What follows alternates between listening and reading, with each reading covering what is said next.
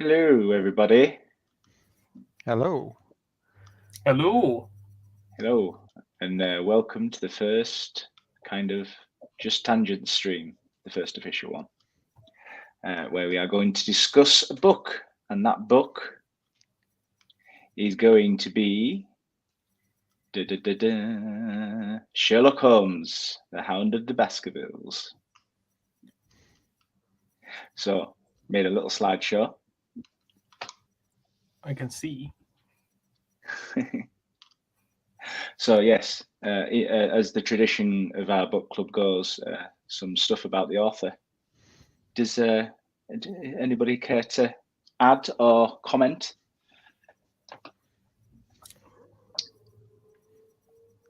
On I don't know. Mr.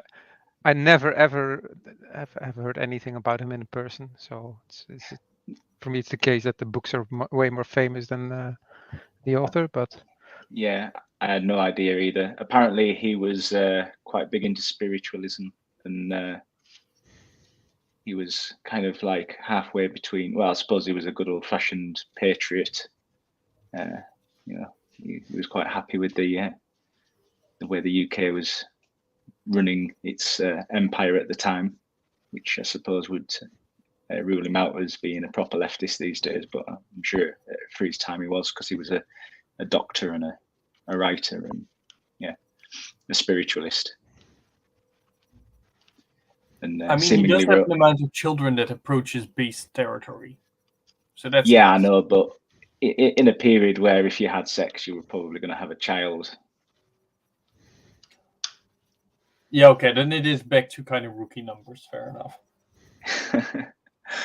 Yeah, he wasn't a Catholic or anything, but contraception and everything. There was no pill. And he was for Edinburgh, which in my book probably makes him a leftist.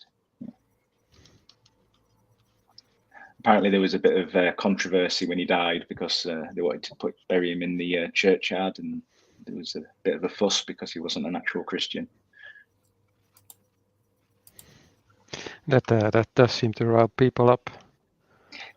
Yeah, I'm sure these days it wouldn't have made that much difference. But yeah, he did. Depends on how much money you pay, I guess. Yeah, but yeah, he went over and helped out with the Boer War in his role as a doctor, as well as being a writer. So yeah, he was obviously a fairly clever chap. So he was the Orwell of his days. Yeah, possibly. Yeah, he wrote a lot of non-fiction as well as fiction, seemingly. Yeah, but yeah, he wrote a lot of short stories on Sherlock Holmes, which is the thing that made him famous. Apparently, he did kind of almost kill off Holmes at one point, but it got too popular, so he did he did a bit of a cop out, and Holmes was just pretending to be dead. I can't remember which story that was, but I think it was covered in the Benedict Cumberbatch era of Sherlock Holmes, wasn't it? I think he did the whole pretending to be dead thing. It was very, very Machiavellian of him. Have you experienced much Sherlock Holmes stuff, Mr. Lizard? Not really. I remember watching like one episode of one of those series with Sherlock Holmes, that like one of the recent ones. I think it was the one with Benedict Cumberbatch. So yeah, no, you can't really say I wasn't very experienced with it.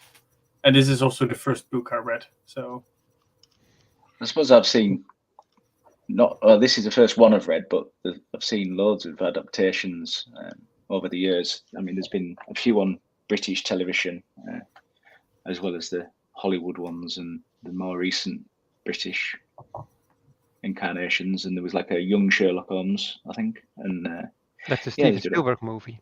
That also had the first real CG in it. Yeah, did it?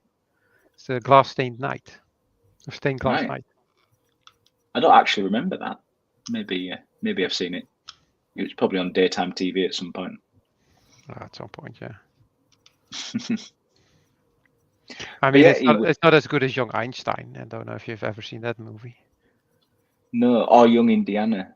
No. Young Einstein, where he splits the beer atom, because they in New Zealand they don't have beer with bubbles in it, so he splits the beer atom so it has bubbles in it, and then he has a romance with Madame Curie. It's a wonderful movie. You should Is it a look bit it of up. is it a stoner flick? Let's say that the Einstein is played by somebody called Yahoo Serious. It's kind of a giveaway that this might not be the what do you call it, most serious It's of movies. that with a name like that, it's kind of like the party guy's version of like a porn star name. I'm still waiting for that sequel that they once announced, which is Seriously Dude, Where's My Car? Which is a sequel to Dude, Where's My Car, which is one of the ultimate stoner flicks. It's it wasn't that bad as stoner flick score. It wasn't that bad. At least it didn't have Seth Rogen in it. That is true. So it was a stoner flick before Seth Rogen was born. Yeah. Oh, sorry, created by God. Yeah. Well, anyway, yeah, and to wrap him up, I suppose he was married. He was married twice. One died, one didn't. Yeah. Yeah, wives do that. Well, yes, now she is. So where did he get all the inspiration for all the murder? Well, he I suppose he was in the military and in Africa. You know, there's got to be some. True. Accidental deaths. And I think he based things on real kind of myth as well. Like Hound of the Baskervilles was seemingly based on a house. Was it his friend had or something like that in Wales called? I think it was called Baskerville House or something along those lines, and that had like a myth surrounding it to do with something. I can't quite remember what it was now, but yeah. It's a bit like Ian Fleming knowing an ornithologist called James Bond. Yeah, he also knew a Jew called Goldfinger as well. Yeah. You said Dude, right? Huh? You said Dude, right? Yeah. Yeah, okay. No, I'd almost heard something else. He was an author of brutalist architecture. An author. He was a designer of brutalist architecture, apparently. Oh, like Le Corbusier. Yeah, those beautiful those buildings. Comics, yeah. But he was and he lived next door to him, and he was called Goldfinger. So go figure. Yeah, Goldfinger. Yeah. Anyway, should we move on to some characters? No, let's stay here for a while. Some jumping off points for our tangents. I mean, I do just kind of appreciate that this is such an aggressively British book, and we got two Dutch guys to review it. Yeah, we're the only two ones who haven't read it yet, Lizard. So the rest of the world had to read it at school, or think they've read it and they think it's about some military base somewhere. It's hidden on Baskerville Manor, and the Hound is a biomechanical robot, and that's actually not true. Yeah, I like the. I've having never read it or seen a version based on it properly. It was quite interesting. The the way they kind of made the dog a bit more kind of spooky. I'm not sure what putting a was it phosphorus in a dog's mouth would have done to it, but it's better than chocolate. The thing is that this is really a rationalist book, so there's not a single ghost or spirit in it. It's all explained away by facts and logic, and which always is a bit odd with Arthur Conan Doyle, because he believed in fairies and things like that. We believed in that fairy hoax that was the rage at the time, and he believed in spirits. But his most popular character was a pure rationalist. He said everything could be explained by science. And that's probably also why he was so bored, because everything could be explained. So yeah, apparently, that fairy hawks thing. I read a bit about that. That was quite interesting. I remember seeing a documentary on it once upon a time. He was found to be nothing to do with it, but I'm not even sure why he was accused of having something to do with it. Because he was famous, that's why. I suppose. Did anybody ever get to the bottom of it, other than the fact that it was most probably bullshit? It was bullshit. It was just carbon cutouts. If you look at it, you can see that it's carbon cutouts. But I think back then they didn't know what carbon was, or cardboard was, so they assumed it had to be like ectoplasm or something. Yeah. Nowadays, you wouldn't fall for anything like that. We're not as gullible to believe in some kind of hoax, right? Of course not. No. Yeah, no. We don't mistake computer games for real life or anything. No. We've risen above it. Definitely. Far above it. I'm taking some more alcohol-free wine, by the way. I've never understood the non-alcoholic drinks. It's a bit like vegan burgers. I saw a vegan salmon burger and it was pink, but I don't know why it was pink. But just imagine the kind of slush they have to produce to make it look like meat. Presumably, it would have tasted something along the lines of salmon. I don't know. I'm not going to try. But why would you make? Imagine taking vegetables and make it taste like fish. What the hell? What do you have to do to those vegetables? I mean, it's like turning a man into a woman. You have to torture them. Well, yeah. I mean, of all the things to try and make something taste like salmon, why would you make it salmon? Why would you choose salmon? I don't really understand. No, mysteries. I mean, I think texture-wise, you could get like a fishy thing out of certain mushrooms. Oh, god damn it! But I don't know how you'd manage the taste. Right, should we move on to some characters? Did you know that you can't? You know the guy who played the Terminator, by the way. Yeah, which one? Do you know that you can't say his surname, Arnold Schwarzenegger? No, don't say it. Don't say it. The stream will get flagged.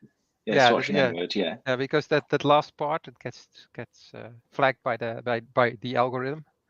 Right. So, bit like mentioning his country of origin. Yes, the frustrated painterland. Right. So yeah. Characters. I'm not stopping you, right? Oh, and when we're going to start, I thought as well as characters, we should discuss the character of the moor where it is set. The moor. Yeah, didn't we know somebody from Devonshire? Some guy. I don't know. Never mind. Maybe he will return one day with a sword, Excalibur or something. Was it Devonshire? It was definitely Devon. Yeah. Was it Devon? Right, it was. Okay then. I'm assuming that Devonshire isn't Devon. Was it? I thought it was Dartmoor. Was it? The ponies. Isn't it all the same? I don't know. I don't know anything about. Dartmoor is like the middle of the country. Imagining England as a land where every pond has a ring and a sword maiden in it. Mm. Like, oh look, there's a ring of power. Another one. Yeah, well, I like the ponies seem to get a bad rap. I would have thought that nowadays you would have thought of the ponies to be quite cute, but people didn't seem to have give the pony short shrift. Watching one drown in a bog seems pretty harsh. Yeah. But the way the way they talked about the locals, it was a bit. It reminded me a bit of what was it called? That horror story we read. Frankenstein? No, it's not a horror story, is it? It's the Dunwich Horror. Yeah, the Dunwich one. Yeah, it kind of reminded me a bit of that. The Sleepy Hollow one. Oh, the Sleepy Hollow one. Yeah, with these kind of oldie, kind of almost extinct peoples being replaced by these kind of essentially hillbillies, I guess, but like the British version. Oh. I don't know. That's the kind of gist I got. Anyway, if you would having the horse drown in the bog point, like I do think there might be like a bit of a natural selection point there. of like those people that did go out to try and save their horse might not have been able to like keep horses for much longer. Well, nobody owns these ponies. They're like wild. They still exist in that form. Oh. Yeah, we still have wild ponies here in the UK. We don't even have wild dogs in the Netherlands. You don't? We don't have wild in the Netherlands. There are some feral cats, but I've seen a rabbit once, but I think it was domesticated. Oh, we've got lots of rabbits here. Those outside. Are they electrical? No. Well, I have seen the insides of them quite often because the cat often brings in parts of them. They might be very, very good quality replicants. Well, yeah, I mean that's true. They certainly smell real. It never mentioned the smell of the replicants, did it? No. Do they actually reproduce the like smell of the replicants? That's. I mean, if you were going for realism, I mean. Do replicants smell of electric sheep? Do electric sheep smell of sheep? Copper. I mean, sheep don't smell great. Having smelt sheep. I do know that one plot point of Speed 2 was that if you worked with computers a lot, you would get copper poisoning. William Dafoe. No, that was not. Was it William Dafoe? Yeah, William Dafoe was so wasted in that movie. In Speed 2. Yeah, with the cruise ship. Yeah. I remember that. I don't remember much else about it other than it crashed into a harbour and it was very OTT. Yeah. Yeah, so that's the moor. I think it looks quite nice in the pictures. The little hut things. Is that from the people who came before the British? Well, I guess they're the native peoples that got wiped out by the marauders and the rapists and the French. But you repeat yourself. But yeah, I like the little stone huts, and there's that's the hut that Sherlock Holmes presumably hid in. Allegedly. Allegedly, yeah. Nobody ever saw him, and the convict. Although it wasn't established whether the convict stayed in one, was it? Mm-hmm. Right. So, the characters.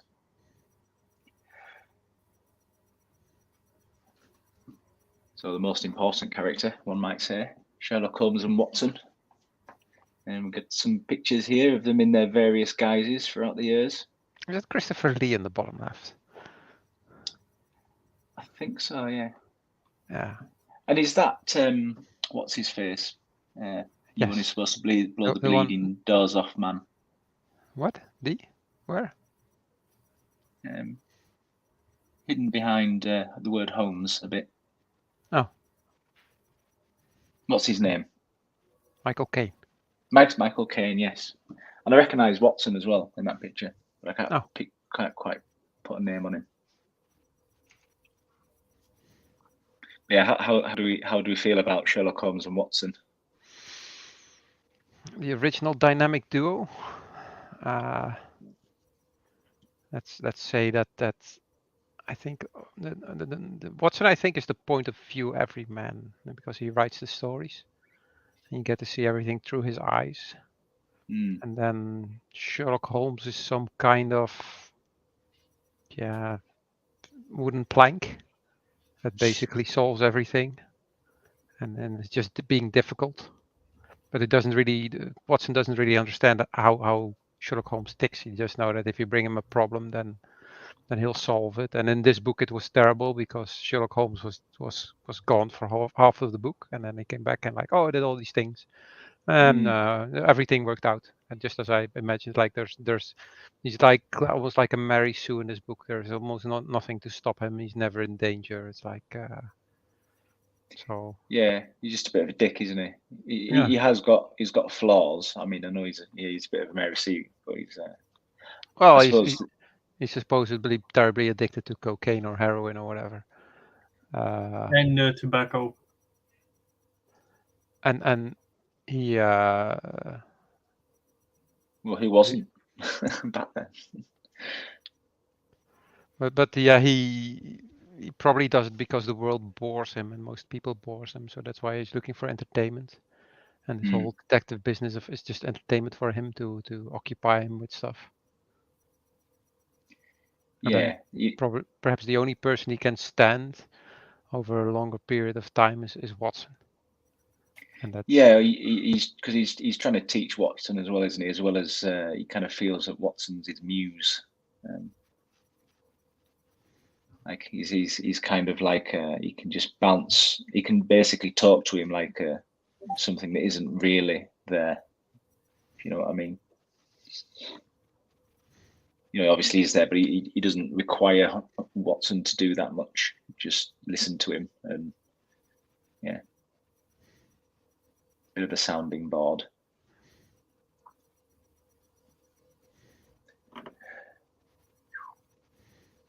Have you ever seen the elementary version? The elementary version. Oh, you mean the one on the right, the American one?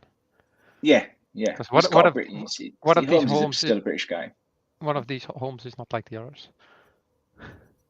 Oh yeah, he's still a British guy, but he lives in New York. He does, yeah. But you know, he's basically he's a pretty good representation, and obviously Watson's it's Lucy Liu, isn't it? But it kind of works. I don't mind it. I've never seen it. It's worth it. Yeah. Yeah. So I don't know. Any more commentary on the Holmes and Watson? I mean, obviously, like you say, Holmes is a bit of a non. You know, he's not in it. He's not in this book very much. It's from the point of view of Watson. I know they all are, but this is probably more so than most, I imagine, having not read them. You know, because it is literally a series of letters for the most part, isn't it? So we don't get to learn a great deal about Sherlock, other than the fact he's a bit of a dick to Watson, but he kind of throws him a bone every now and again by telling him how, you know, he impressed him in one way or another, which Watson seems very grateful for when it comes. I suppose he's like a young child starved of, you know, praise from his parents or something.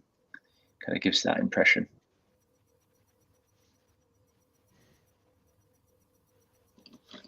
Coolio. So, as well as Sherlock Holmes and Watson, we have the Baskervilles, including Hugo, Charles, and Henry. Right. So one of them died, the other one is dead, and the third one is under threat of being killed. So the Baskervilles are so good at surviving. There's only one left at first, but it turns out there's two left. Yeah, and, there's some secret ones. So yeah, so there was a family who were landowners, and they fall on hard times. And then in the beginning of the book, the current Lord Baskerville, Lord, right? Some kind of British nobility, but he has amassed quite a fortune, and then he dies out of fright, and that's the original case. So he just is found dead, and so that's the reason why the local doctor is seeking out Sherlock Holmes. It turns out there's a cousin in America, so it's a bit of a King Ralph scenario. Canada. You don't want to Canada. Yeah. Oh, okay. The Belgium of the United States. Yeah. And they so he comes over, and he's being the real North American kind of type, the cowboy, the Canadian cowboy, the Mountie. He comes over, and he's a new lord, and he's but yeah, it turns out that this apparently he has foiled the plan of the murderer, and he is also on the point of being murdered. And there are quite a lot of red herrings, including a convict on the moor, and then at one point Fogg, some kind of plot device rolls in, and then he's almost killed by a dog, and the dog is shot. And then Sherlock Holmes already figured out a case out about halfway through the book, so it's just catching the killer red-handed. And it turns out that the killer is the next in line for the inheritance. So if he would have killed the new Lord Baskerville, then he would have become Lord Baskerville and got a lot of money. If he could do it in a way that nobody would suspect him.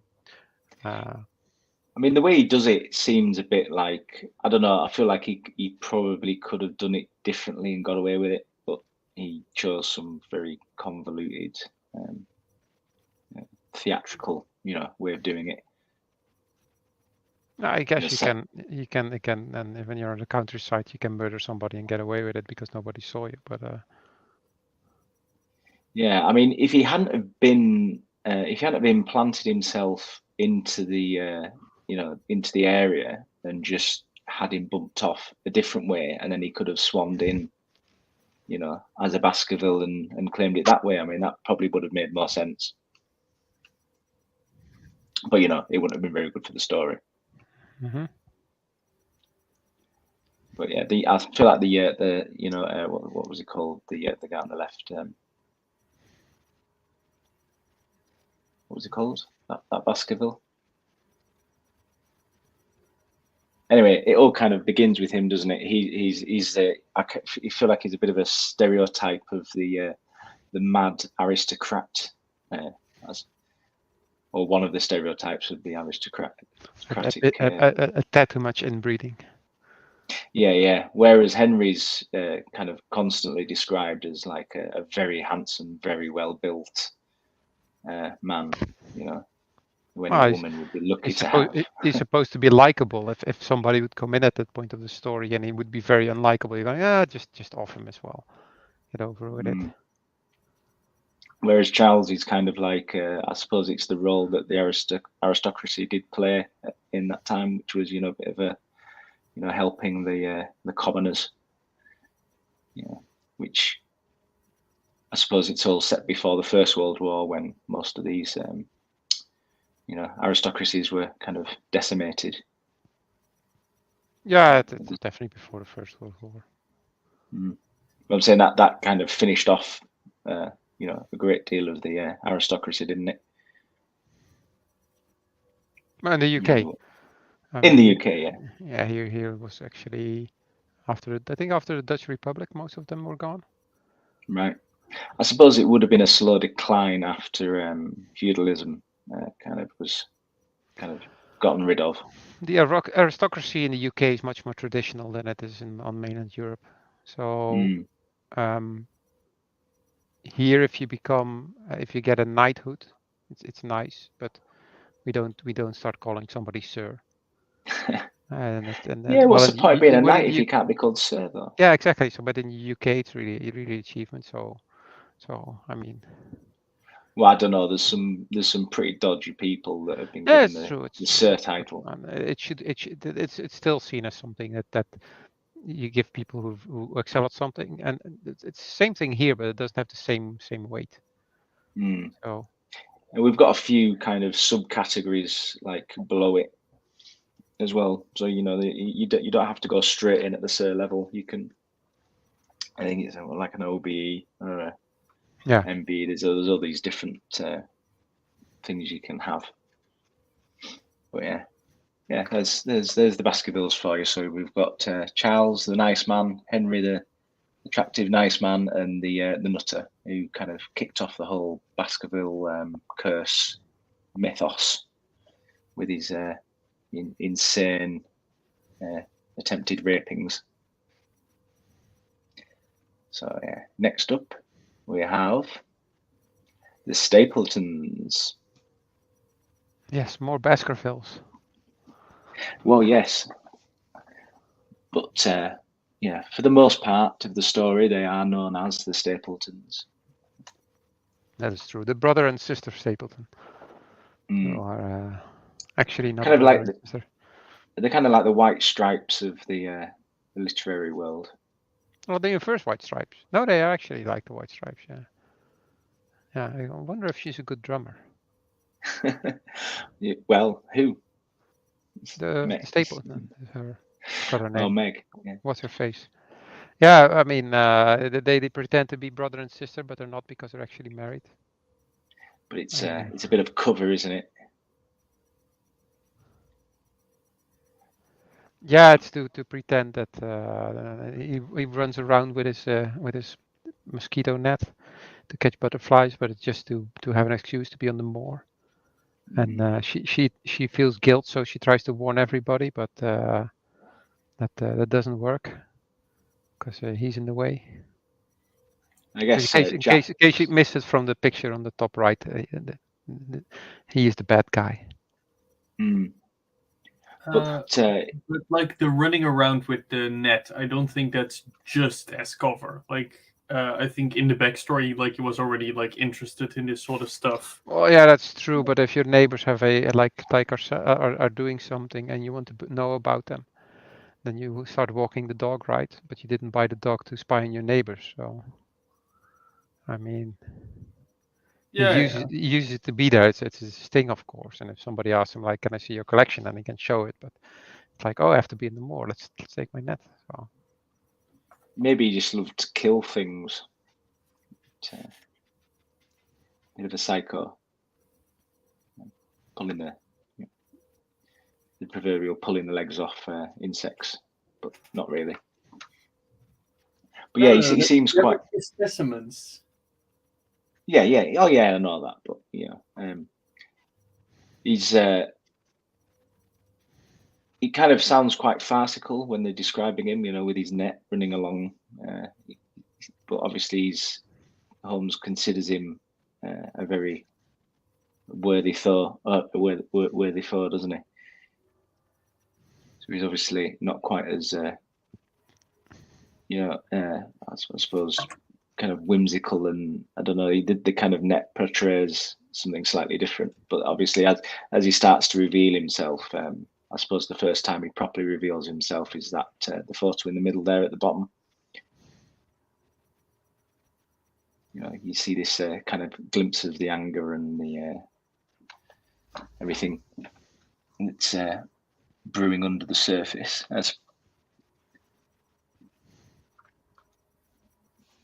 And what do we think of Miss Stapleton? A woman who is locked in a marriage she doesn't want to be a part of. But she's afraid of her husband. Exactly. Yeah. She's a bit. I don't know whether are there many strong female characters in the Sherlock Holmes stories? Yeah, there's her Irene Adler. I think is a strong woman. Yeah, because I mean, did they even give Miss Stapleton a name? Because I can't actually remember it. And then when I was looking through for pictures, no first names came up. I don't know. She just seems a bit of she's almost like a bit of a background device, I guess. Anyway, she's described as looking very attractive and a bit, is it South American? And presumably in the mores of 18th century Britain, she would have stood out like a sore thumb. Her first name is Beryl. Ah, Beryl. Okay. Oh yeah, that did come up. You're right. And she's from Costa Rica. Costa Rica. Yeah. Because of course they went to South America, which is basically the other side of the universe. I mean, Costa Rica, if you're going to go anywhere, it's supposedly quite a nice place. Have you ever been to Costa Rica? I have not. I have been to the Caribbean. I don't know if that counts, but. Well, apparently it's one of the few places that doesn't have a military. Don't know whether that's a good thing or a bad thing. And they're probably surrounded by poisonous swamps. I think they've just got an American umbrella. I want to say, is this not the point where the book club decides that our first world conquest should start there? No? Start where, sorry? Is it not the point where the book club kind of turns into like our attempt at nation building? No, I'm not. I don't think nations are useful. No, I mean, if you're going to pick any country to build a nation in, I mean, start with one without an army. But it's also apparently one of the most feminist countries. So Nations tend to attract governments, and governments tend to grow big. So yeah, and it's South American, so it's probably socialist. Well, some flavour of it. Anyway, let's move on. Yep, missing my mouse there. We have the Barrymores with John and his wife Eliza, and their son. Well, not the son, her brother, should I say, the convict. Yeah, did we ever get a name for the convict? Like, I vaguely remember something all the way at the beginning, but like... Yeah, when it was talking about the escaped criminal, it might have given a name, mightn't it? But I can't, for the life of me, remember what it was. Selden. Is it Selden? Yes. See, you're good at these things. You're good at these names. Yeah, it's called the internet.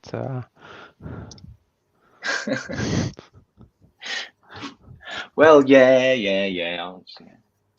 I didn't read this book 2 times. I mean, it was good, but it was not David Triffett levels good. No? No, I like David Triffett more, to be honest.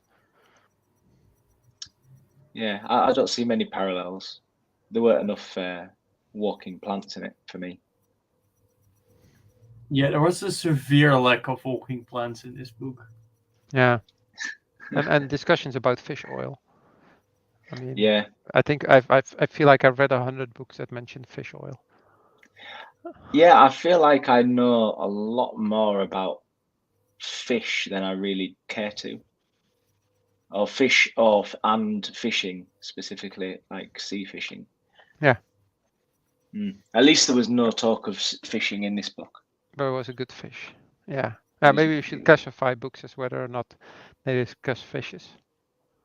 Because, I guess for the average person, the the sea and kind of the romance of it and the kind of the bravery involved in it was something that most people could think about, I suppose, because there was no space really to I hadn't really got into the imagination of the populace in general, had it, I suppose, and so the sea was the next best thing. Well, it was a space of its time, right? It was dangerous. You could die many very horrible ways. And it was more accessible, I suppose, as well. Yeah, I mean, it's a bit like, you remember that space flight where the Soviets had a capsule and it was leaking air and they had to close a valve, but it took like 90 seconds to close the valve. So they all suffocated, and it's a bit like being on a ship and unable to pump all the water out, knowing you're going to die. So it's or being on the Titanic and not having enough lifeboats. It's also strange that everybody who opposed the central bank in the US was on the Titanic. Never mind. Well, was it an iceberg or was it some form of heavy plated submarine?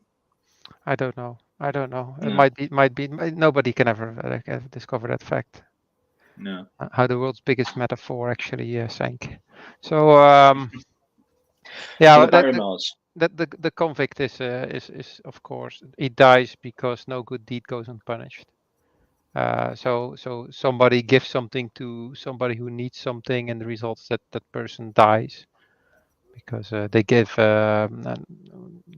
Henry Baskerville gives all his old clothes to Eliza so they can give it to the convict so he can escape. But then of course he smells of the Lord Baskerville, so the Hound immediately goes after him, and then he's scared and he falls to his death on the moor because apparently it's not flat. Being a Dutchman, I can't imagine that there's anything lethal in high difference in the world. It would blow your mind. Mountains are a conspiracy and hills are made up by fools. That's what I say. Indeed. It's also always I never go to the east where I live because I think the world ends there. If you've ever seen that what was called the Fifth Floor or something, this it was around the time of the Matrix, and it's a Matrixy kind of movie, and then somebody starts driving, and at some point they get to the end of the simulation, and it's all vector graphics. I don't remember that one. No, I think that happens. It had Vincent D'Onofrio in it. You know, the guy who played Gomer Pyle in Full Metal Jacket. I can't say I do. I'm sorry. My knowledge is lacking. Not the Fifth Floor.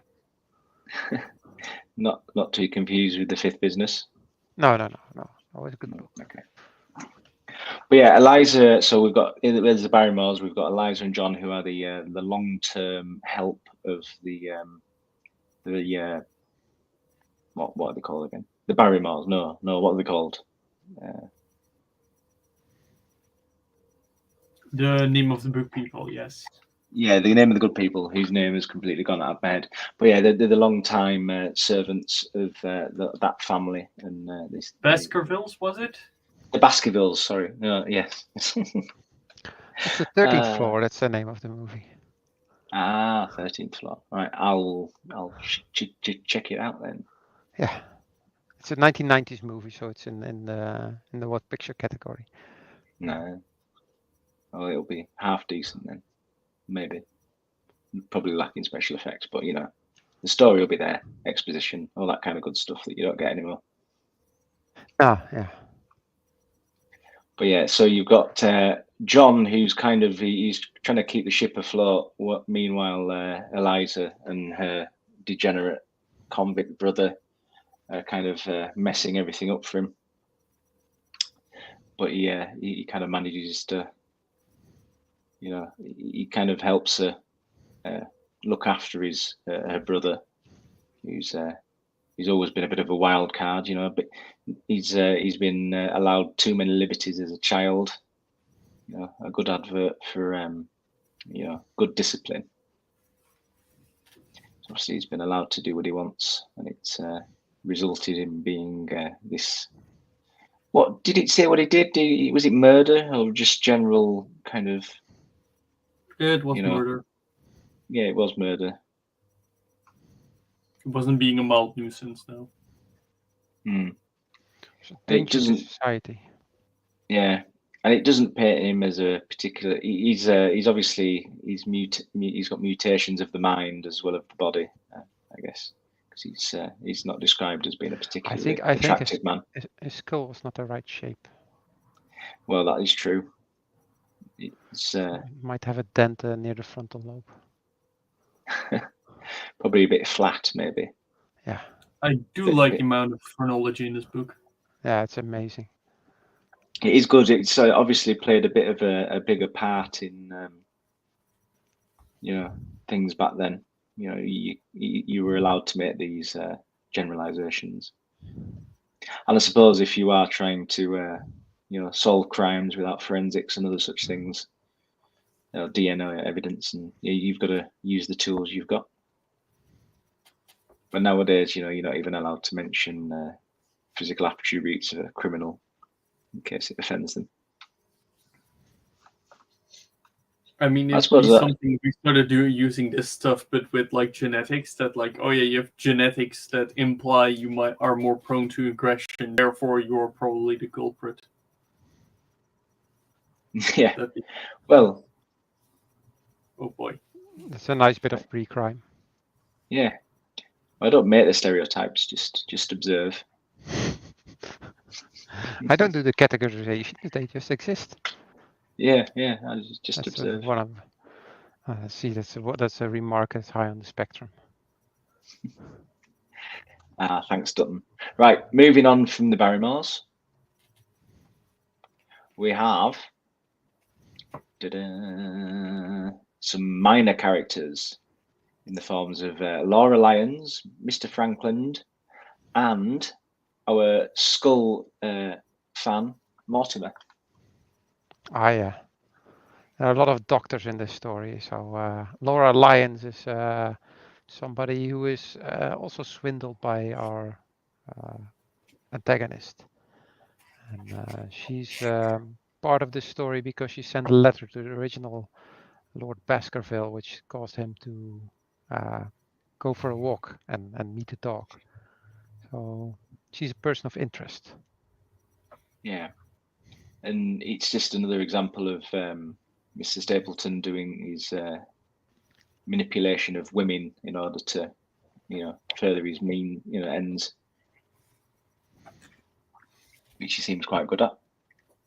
And yeah, we've got Mortimer there, who is our skull expert. What's that called again? Phrenology. Which is one of just the general shape of the face. Is that the same term or is that a different term? I think that's a different term. This is specific to the shape of the skull.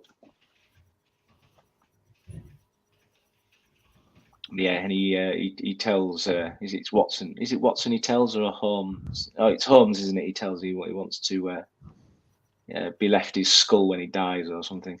Presumably he anticipates Sherlock dying a bit sooner. Yeah, he wants to have a cast of his skull. So like some bits, there was this doctor who stole Einstein's brain, so I could figure out why he was so smart. That day it would be not, you wouldn't be interested in the brain but in the skull, because the brain was just gray mass, but the skull would shape it, and that would result in a certain kind of personality traits. I mean, does the skull brain grow to fit the skull, or does the skull dictate the brain? Does the body move the mind, or does the mind move the body? We don't know.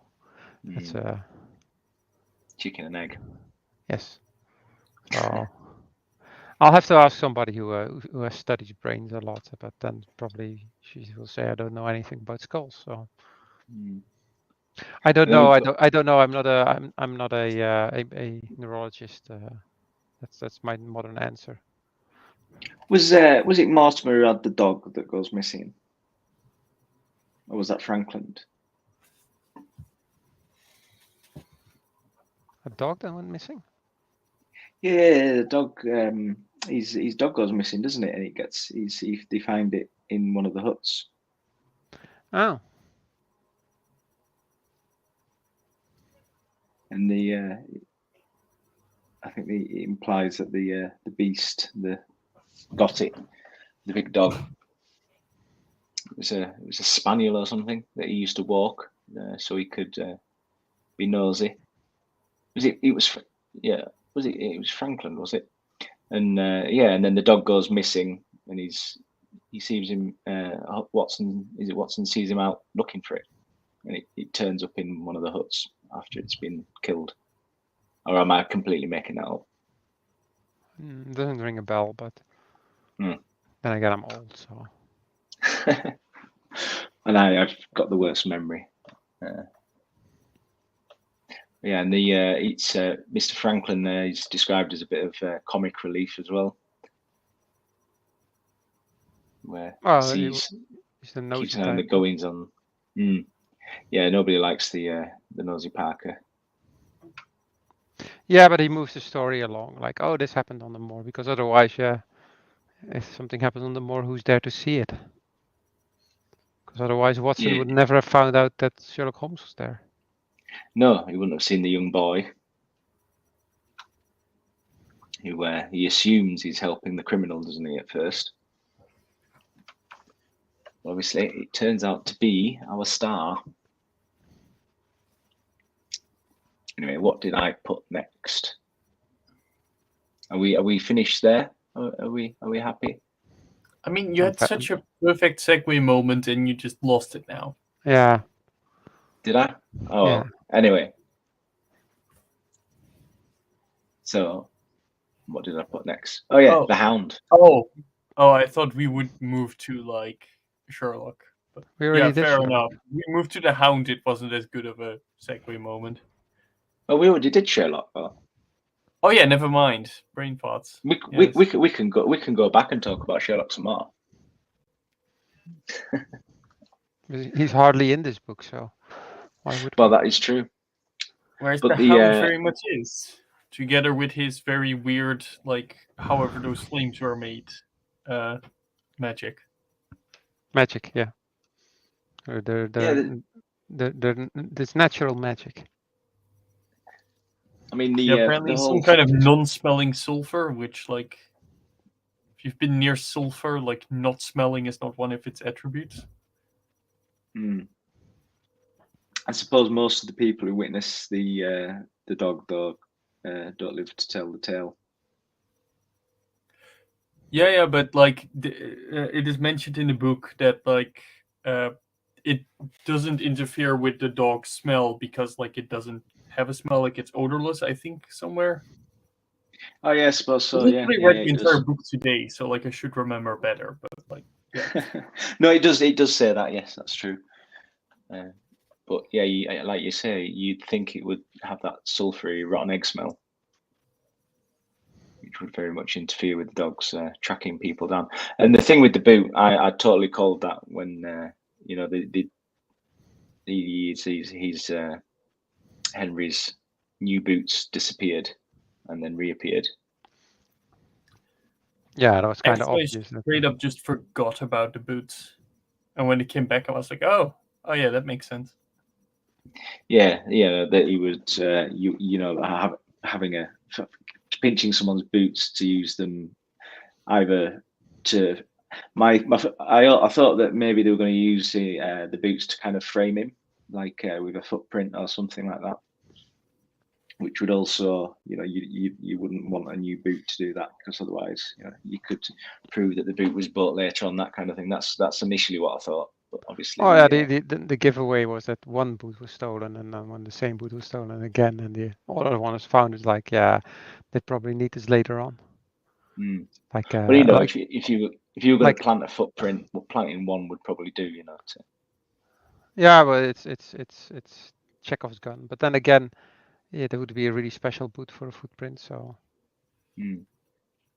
Yeah, but like, why did they?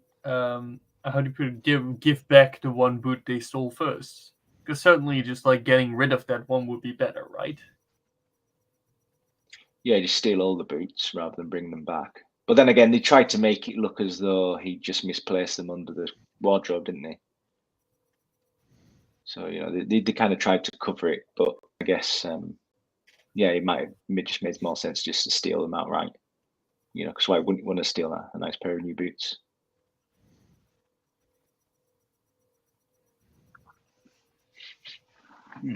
Yeah. Any other things that you would hope we would have covered further back?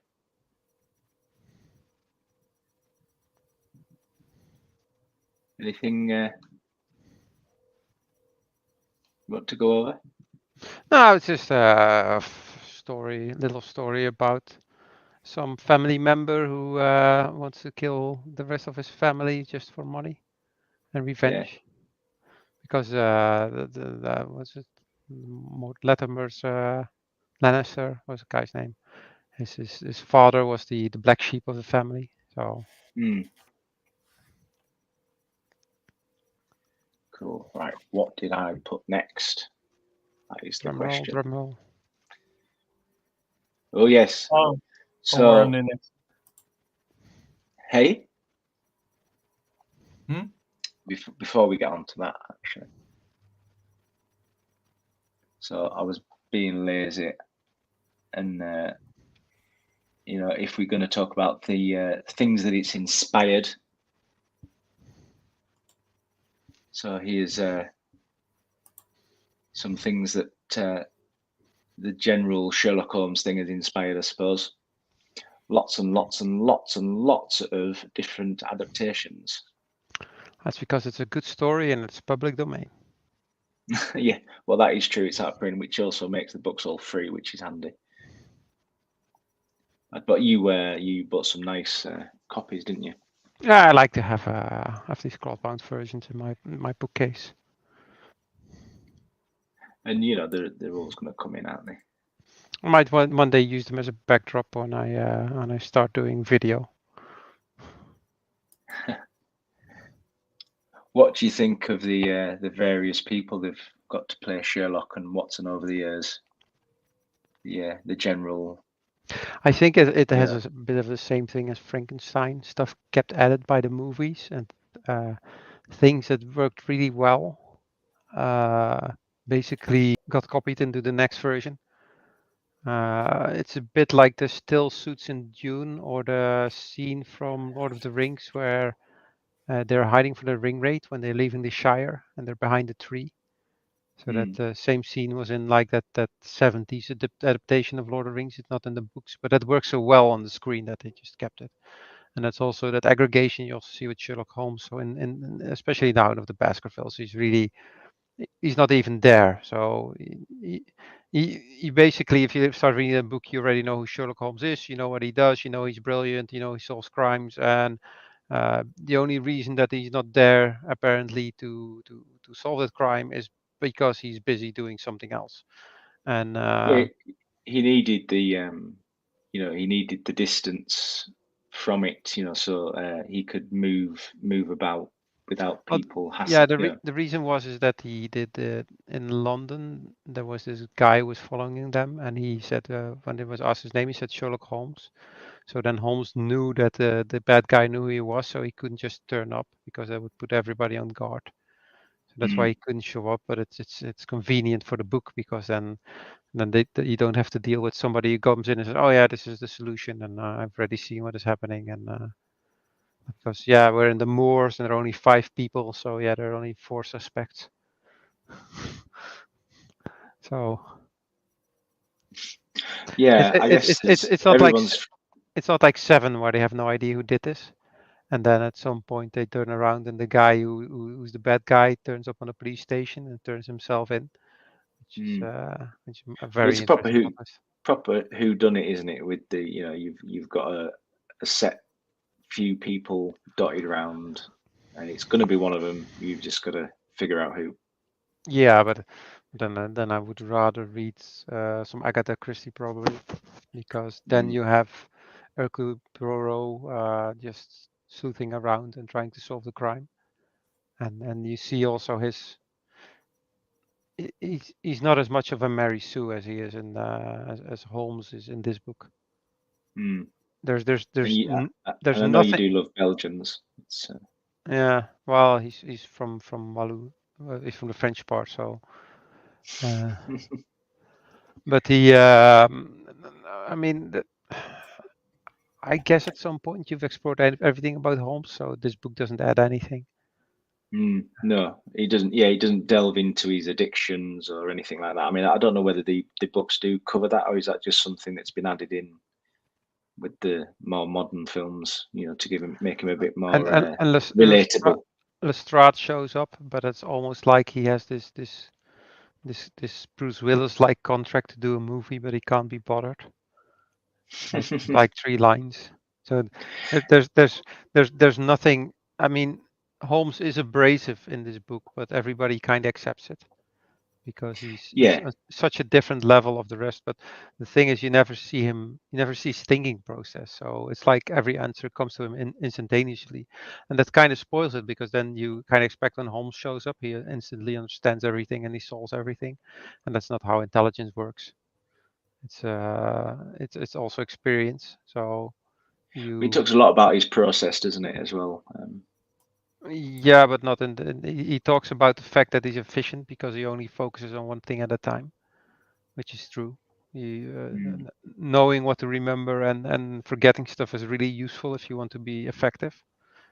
But at the other side, it doesn't really show how somebody who is high on the IQ scale basically operates. And for example, it tells him that he's an addict, but it doesn't really tell why he's an addict, and that's because he has such a hard time coping with normal people.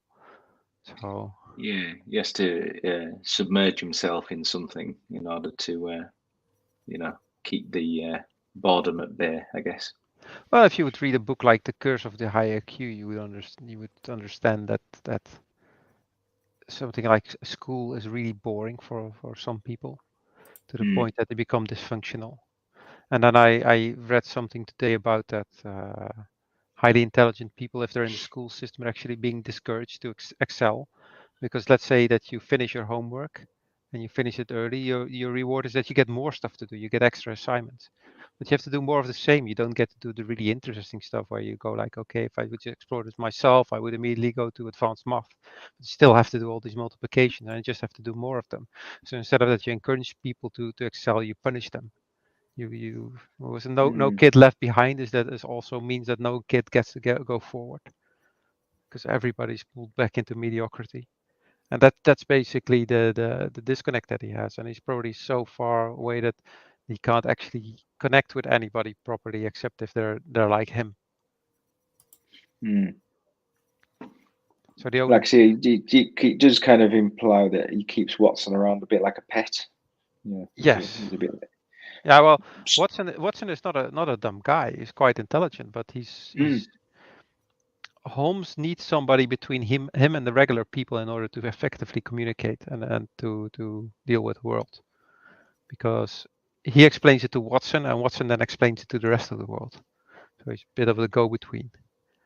And it's the engineers don't like to speak to the customer. They're not people person. yeah, and the engineers also don't like to talk to the scientists. No. So they keep scientists away from customers. But yeah, it's something like that. But yeah, so he kind of, what you see when Watson gives him information is basically Watson's interpretation of how a more regular person sees the world, which helps him to understand the motivation of things. Yeah. And that's something that's not shown here. So Holmes becomes a caricature of a genius. So it's like and that also spoils it for kids, because let's say that you do this IQ test and it shows that you have an IQ of 155, which puts you well into the genius range, and then you get these people then kind of, oh, you're a genius, okay, now do genius stuff. We have a lot of expectation from you, and that puts such a pressure on people that they get into depression. And then because they have such a hard time dealing with this, and a lot of them they do substance abuse just to deal with the discomfort that they're getting with interacting with the real world. So that's basically the tragedy behind Sherlock Holmes, and I think that something like House, that series, does it a lot better. It shows a Holmes kind of figure, and he's brilliant, and he's arrogant, and he's very abrasive, but he can do things that nobody else can do, and it shows that he's struggling in this world, and you know it. So I think that Hugh Laurie actually put down the best Holmes in a long time. Yeah, I mean, I like I say, I've not read the other Holmes books, so I'm not really sure if it does delve into any of it. Other, is it a pretty superficial, writing of like the Holmes character? Yeah, maybe I should read it, but it's also because it's written from Watson's point of view. That for Watson, Holmes is some kind of enigma, and so since Watson doesn't really understand Holmes, there's also no way that he can basically explain it in his from his point of view in his storyline. And I think if you would write it from Holmes' point of view, it would become hard for a lot of people to understand, because it would become like Tolstoy on steroids. So it would be. I suppose you've got it's so the reader can think of themselves as Watson dealing with, this Holmes character, I guess. I think that makes it more popular, because a lot more people would be in that position than the other way around. So and I suppose with with the author as well, being a doctor, he probably felt, I don't know whether he I think I read somewhere that he had based Sherlock on someone he actually knew. Yeah, was he a fellow doctor? I can't remember now, but he being a doctor as well, I suppose, and being he went and, I don't know whether he fought or he was just doing doctory things in Africa, during the Boer War, and he went and he was in the Boer War in one capacity or another. So I suppose he because Watson is a former soldier, isn't he? yes, He certainly is. Well, he's a learned man because he's a doctor. So from if he would be somebody who's educated, and he's also somebody who can handle with a gun. So he's also also in this story, Holmes also knows how to do it, but he usually in most portrayals he's the guy doing he's the action man. Yeah. And I've seen in other adaptations, like in the Cumberbatch one, you see they've got Watson as a former soldier, and then but Holmes is also like a very capable fighter. In a lot of adaptations, I don't know. Does it? I mean, his physicality. He describes him as being fast, doesn't it, and powerful, I guess, when he's chasing down the Hound.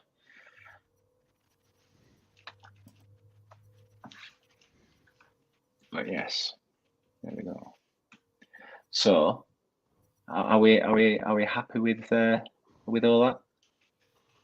Oh, I was looking at a Belgian book about which is literature, but I don't know the English title of it. If it ever English title. Yeah, might be interesting. The Sorrow of Belgium. That's a book about somebody who's has a high IQ in Belgium. So I guess he has an IQ of 103 then on international scale. Is that above average in Belgium? Is that above average in Belgium? That's highly gifted. Yeah, way above normal. They're able to speak words with 3 syllables. Right. Which is always handy, I suppose. So, carry on. Yeah. There's an English translation of it, so you could put it on the list. Yeah, you send me. I'll see if I can find it somewhere. Yeah, definitely. Yeah, I'm open to any suggestions, really. I'm open to making fun of Belgium. Well, it's not a real country, is it? It's one of the worst British inventions ever. So there's quite a lot of them in Europe. Let's face it. Yeah. Denmark, so many Belgium, Canada. So many not real countries. I mean, it's never caused any problems yet, But this, we just love building nations. That's what it is. What would they do without us? Anyway, next we're going to read, as you can see here, 20,000 Leagues Under the Sea. Under the sea, under the sea. Yeah. Have you started it yet, Mr. Lizard? I have not. Well, I think I'm on chapter 15 or something like that, and so far so good. I haven't started it yet. I hope it's better than the other French book we read. Well, it's got a lot more Flemish talk in it than previous books. I don't know how you like the Flemish. Oh well.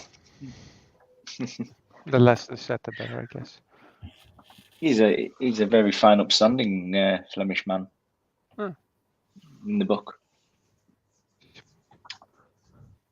So yeah, 20,000 Leagues Under the Sea, which will be in like 3 weeks' time, and the kind of idea at the minute is, in the meantime, we will do a film, talk about a film. Which movie? Probably just low key. We're gonna do as on the list. It is Thank You for Smoking. Oh, you're welcome. I know you said you hadn't seen it. Is that the case? I've heard of it. I have not watched it. But yeah, we'll do Thank You for Smoking. Even if we just, it's just a casual thing. I don't think I'll do a slideshow, but we'll just, bit of bant. That's what it's all about. How did you did you like my little video slideshow thing? It was amazing. Did it work? The transitions, it was great.